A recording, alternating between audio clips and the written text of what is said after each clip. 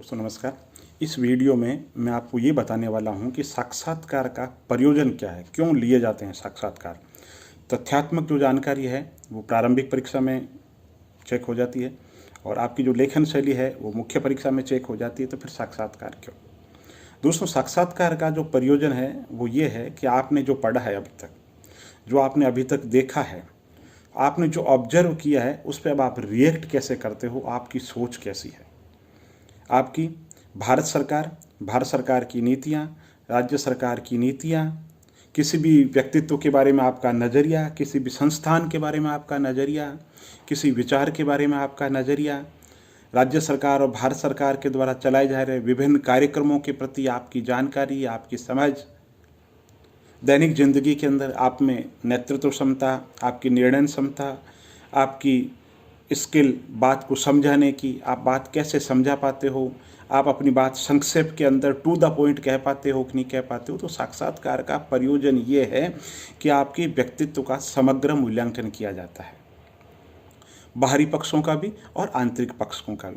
अब आप ये कहोगे कि साहब ऐसे कोई सवाल तो पूछे ही नहीं जाते। तो दोस्तों साक्षात्कार एक लंबी चलने वाली प्रक्रिया है। 15-20 मिनट के अंदर साक्षात्कार बोर्ड आपके व्यक्तित्व का समग्र मूल्यांकन नहीं कर सकता, किंतु जो आपसे सवाल पूछे जा रहे हैं उनके आधार पर एक मोटा मोटी निर्णय बोर्ड के द्वारा लिया जा सकता है कि आप समस्याओं के प्रति सोच कैसे रखते हो, आपका नज़रिया आशावादी है कि नहीं है, आपकी बातों में कहीं अंतर्विरोध तो नहीं है। एक बार की बात बताता हूँ दोस्तों, पहले आरएस के एग्ज़ाम के अंदर ग्रुप डिस्कशन हुआ करते थे। तो ग्रुप डिस्कशन में किसी भी टॉपिक पे कैंडिडेट को बोलना होता था।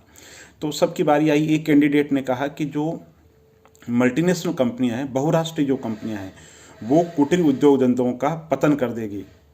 ठीक है, बोल दिया, बोर्ड ने नोट कर लिया, बोर्ड के पास में डायरी होती है उसमें से नोट कर लिया। फिर जब उस कैंडिडेट का इंटरव्यू शुरू हुआ तो उससे पूछना शुरू किया। देखो बातों में जो अंतर्विरोध जो मैंने शब्द बताया उसको लेकर के बता रहा हूँ। तो बोर्ड ने उससे पूछा कि देश की 5 समस्याएं कौन कौन सी है। तो उसने देश की 5 समस्याएं बताई कि राजनीतिक स्तर पर यह समस्या है, आर्थिक रूप से गरीबी समस्या है, बेरोजगारी बहुत समस्या है। फिर बोर्ड ने कहा साहब गरीबी को कैसे खत्म किया जा सकता है। तो कैंडिडेट ने कहा सरकार के द्वारा विभिन्न योजनाएं चलाई जा रही है कि और क्या किया जा सकता है। तो बोर्ड से सवाल पूछता रहा और कैंडिडेट बताता रहा। अंत में कैंडिडेट के मुंह से ये निकला कि सर वर्तमान के अंदर जो खुद का बाजार है उसकी बहुत ज़्यादा लिमिटेशन है, इसलिए हमें मल्टीनेशनल कंपनियों को यहाँ पे आमंत्रित करना चाहिए, बाहर का जो निवेश है उनको आमंत्रित करना चाहिए। कि उससे क्या होगा कि सर उससे देश में पैसा आएगा, देश में निवेश आएगा, देश में तकनीक आएगी, लोगों को रोजगार मिलेगा।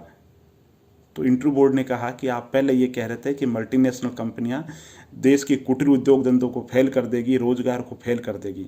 तो दोस्तों बात आपका जो भी पक्ष है, आपका पक्ष पहले तो एक पक्ष से नहीं होना चाहिए। किसी भी विचारधारा के प्रति आपका नजरिया ये वन साइडेड नहीं होना चाहिए। आपको कहा कि साहब भ्रष्टाचार है, आपने कह दिया हाँ साहब भ्रष्टाचार है।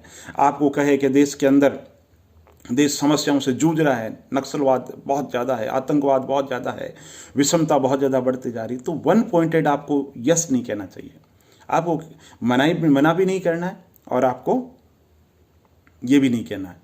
तो कैसे, अब मैं बताता हूँ। जैसे अब यही बात है, आपको कोई भी समस्या पूछे इंटरव्यू बोर्ड, आप ये कहो निश्चित रूप से सर समस्या है, लेकिन ये एक पक्ष है सर, सरकार के द्वारा बहुत कुछ किया गया है, बहुत कुछ किया जाना बाकी है। फिर आप जैसे भ्रष्टाचार की बात करो तो आप ये कह सकते हो कि भ्रष्टाचार सर एक दीर्घकालीन समस्या है और जिस तेजी से समाज बदल रहा है, सूचना और प्रौद्योगिकी का में बदलाव हो रहा है, जनता अपने अधिकारों के प्रति जागरूक हो रही है और सोशल मीडिया का प्रयोग हो रहा है और सरकार जीरो टॉलरेंस की पॉलिसी अपना रही है और सर सोशल ऑडिटिंग के साथ में सूचना का अधिकार है, सर चीज़ों के ऑनलाइन हो रही है। तो सरकार ये संभावना ही खत्म कर रही है, सब विवेक की जो शक्तियाँ हैं वो खत्म कर रही है। तो इस तरीके से आप अपनी बात पे कायम रहिए। बोर्ड आपको समस्याएं बताएगा, आपको मना भी नहीं करना है कि सर है समस्या है, हमारा नया लोकतंत्र है, हमारा नया देश है, हमारा नया प्रांत है, बहुत कुछ किया गया है, बहुत कुछ करना बाकी है। तो एक जो संतुलित जो दृष्टिकोण है आपकी बातों के अंदर होना चाहिए। आप ये भी नहीं कह सकते साहब गरीबी नहीं है, आप ये भी नहीं कह सकते कि भ्रष्टाचार नहीं है।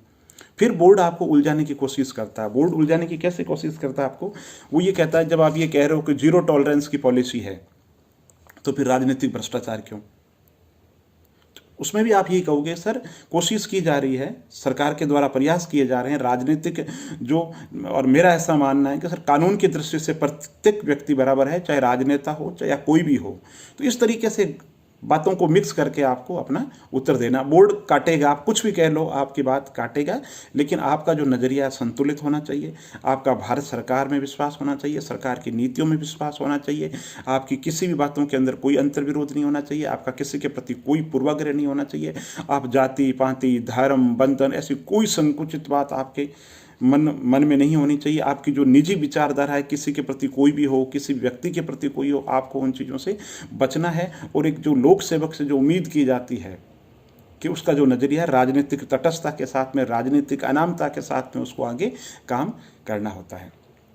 इसके अलावा साक्षात्कार बोर्ड आपसे बहुत बार सवाल पूछता है, उसमें आप वन साइडेड जवाब दे देते हो। जैसे आपसे कहा जाता है कि बार बार राजनेता के द्वारा, किसी पॉलिटिकल पर्सन के द्वारा, एमएलए एमपी के द्वारा आपको बहुत बार बार फ़ोन किया जा रहा है, तो आप क्या करोगे? आप वन साइडेड होकर कह देते हो कि सर बार बार परेशान करेंगे तो मैं एक दो बार उनका काम कर दूंगा। नहीं, वो जनप्रतिनिधि है, मन के अंदर मान करके चलिए वो जनप्रतिनिधि है, जनता की इच्छा सर्वोपरि है।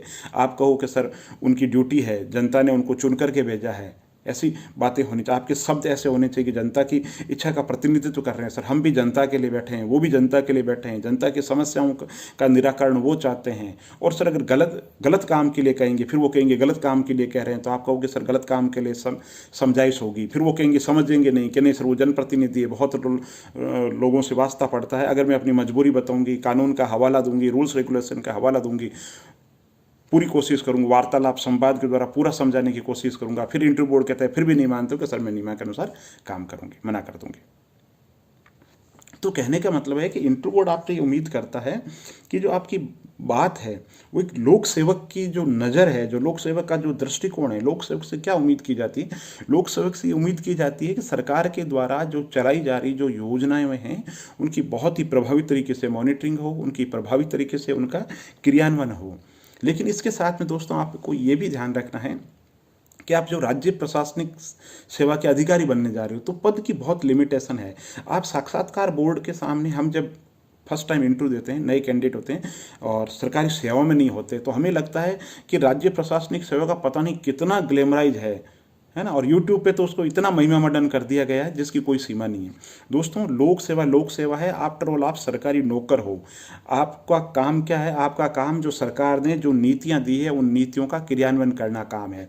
कोई बहुत बड़े लेवल पे आप, मास लेवल पे आप चेंज नहीं ला सकते। आप तो ये कहोगे सर जो मेरा पद है, जो मेरी ड्यूटी है, उनको मैं, मेरा जो दायरा है उसके अंदर मैं ये करने का कोशिश करूँगा या करूँगी। दोस्तों मैं एक छोटा सा किस्सा सुनाता हूँ। बीकानेर में एक सर है मदन केवलिया जी, है ना। तो पहले जो सब इंस्पेक्टर का जो एग्ज़ाम होता था उसमें मुख्य परीक्षा में लिखना होता था। तो निबंध में पूछा गया कि अगर मैं थानेदार होता, काल्पनिक निबंध, तो निबंध में कहा गया कि भाई निबंध लिखो अगर मैं थानेदार होता।